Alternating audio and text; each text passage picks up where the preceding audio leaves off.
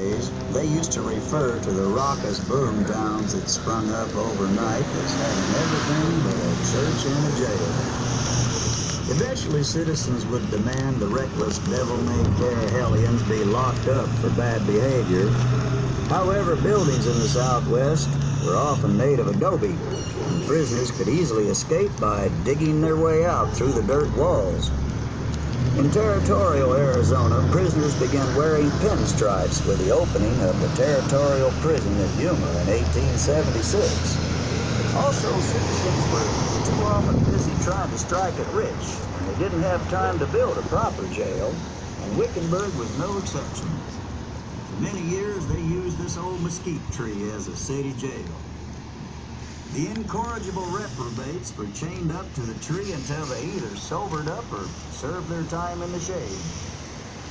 One of the regular guests at the Wickenburg jail tree was a fellow named George Sayers, a mountain of a man who hailed from the nearby mining camp of Gunsight.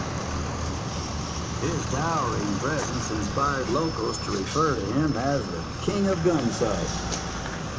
One night, this bibulous reprobate went on one of his usual tears, and by the end of the night, Big George was so drunk, they said, on this tangle-legged whiskey, that he couldn't hit the ground with his hat in 5 tries.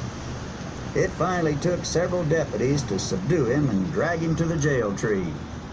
Unfortunately, when they got there, they found the tree was already filled to capacity. So they found a huge log and chained him to it instead. Well, the king spent the night in deep slumber, but when daylight came, he awoke and demanded a drink. When none was forthcoming, George began to bellow like a range bull.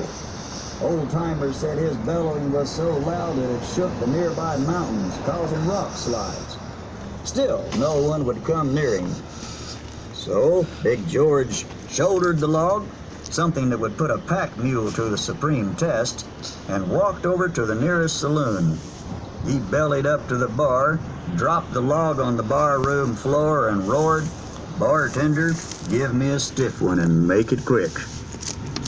He got his drink, no questions asked.